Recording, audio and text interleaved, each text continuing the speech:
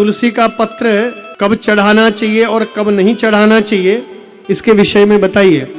तो बंधुओं आइए, तुलसी का पौधा कब चढ़ाना चाहिए और कब नहीं चढ़ाना चाहिए, इसके विषय में आइए हम चर्चा कर रहे हैं। तुलसी का पत्र पहला रविवार के दिन नहीं तोड़ना चाहिए। भोम भार्गव भानुसु, भोम भार्गव भानुसु, पहला बार है भोम। भोम मतलब, भोम किसे कहते हैं? मंगलवार को। मंगलवार को तुलसी पत्र नहीं तोड़ना चाहिए, सावधान। भार्गव मतलब शुक्र, शुक्रवार को भी तुलसी नहीं तोड़ना चाहिए। भोम भार्गव भानुसु, भानु मतलब रविवार। तो 3 बार हैं, मंगल, शुक्र और रवि। तो नोट कर लीजिए डायरी में। इन दिनों में हाँ, जो गिरी हुई तुलसी हो, जो झड़ा हुआ गिरा हुआ पत्ता हो, उसको आप उठा सकते हैं, लेकिन तुलसी पत्र को नहीं तोड़ना चाहिए। भोम भार्गव भानुसु। और आगे का पर्वद्वये च संक्रांतो, पर्वद्वये, महीने में 2 पर्व आते हैं। कौन कौन से? कल पूर्णमासी थी ना, तो एक पर्व क्या है? पूर्णमासी। महीने में एक पूर्णमासी आती है। 2 पर्व आते हैं, एक पर्व है पूर्णमासी और दूसरा पर्व है अमावस्या। पर्वद्वये, 2 पर्व यानी पूर्णमासी और अमावस्या, इन दिनों भी तुलसी नहीं तोड़ना चाहिए। पर्वद्वये च संक्रांतो, संक्रांति, यदि पता लग जाए संक्रांति है 14-15 तारीख को, तो भैया उस दिन भी तुलसी नहीं, संक्रांति को भी तुलसी नहीं तोड़ना चाहिए। इतना समझ गए आप लोग? 3 बार है, भोम भार्गव भानुसु, मंगल, शुक्र और रविवार। पर्वद्वये च संक्रांतो, पर्वद्वये मतलब पूर्णमासी, अमावस्या और संक्रांति। इसके बाद कहा द्वादशी, द्वादशी को भी, द्वादशी तिथि को भी तुलसी पत्र नहीं तोड़ना चाहिए। और सूतके, सूतक और पातक में बिना नहाए हुए तुलसी का स्पर्श नहीं करना चाहिए है। सूतक पातक में भी स्पर्श नहीं करना चाहिए। तो ये, और इसके अंत में ये भी कहा है कई शास्त्रों में कि नारायण की पूजा के लिए आप तुलसी पत्र को तोड़ सकते हैं, कोई दोष नहीं है। लेकिन हाँ, फिर भी प्रयास करिए कि न तोड़ें। यदि पहले रख लें तोड़ करके हैं, या गिरी हुई है तो उसको उठाएं, लेकिन फिर भी कहा गया है कि पूजा के लिए, भगवान के लिए, अपने लिए नहीं। तुलसी माता को कभी भी स्वयं के लिए मत तोड़िए। कहीं पता लग रहा सर्दी जुकाम बड़ा लगा हुआ है तो ले आए तोड़ के खूब सारे पत्ते, तो चाय उबाल दी, तो भैया ऐसा नहीं करना, दोष लगता है।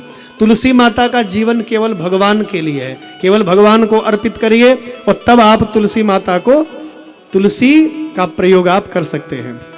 तुलसी पत्र विच्छेदम शालग्रामे करोति यः, तस्य जन्मांतरे भद्रे स्त्री विच्छेदो भविष्यति।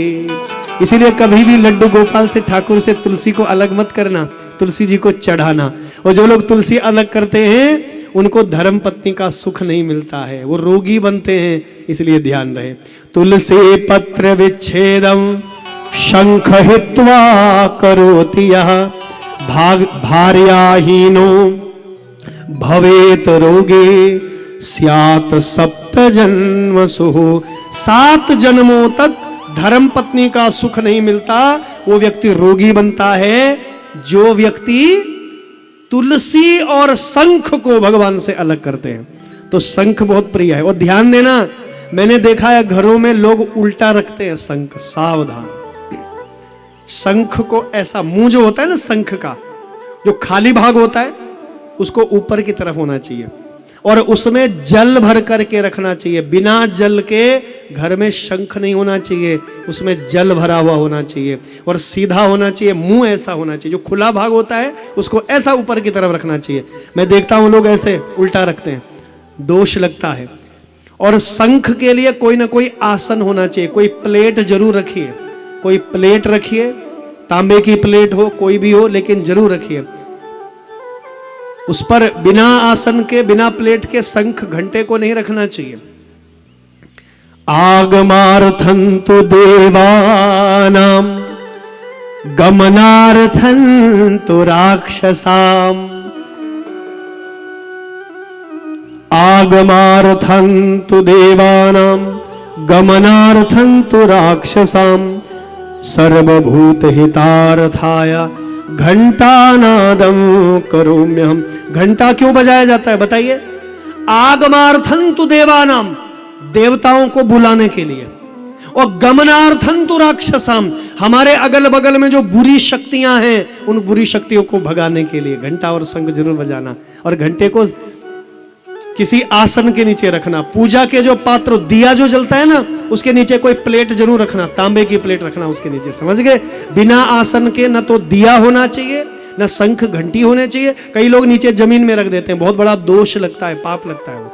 तो शंख को, घंटी को आसन प्लेट में रखिए, तांबे की प्लेट में। दीपक को जब जलाएं तो प्लेट में रखिए, खाली नीचे बिना आसन के दीप नहीं होना चाहिए। और शंख को सीधा रखिए, जिस तरफ से खाली होता है भाग उस तरफ को ऊपर रखिए, उसमें जल भर करके आप रखिए। उल्टा शंख नहीं रखना चाहिए, दोष लगता है।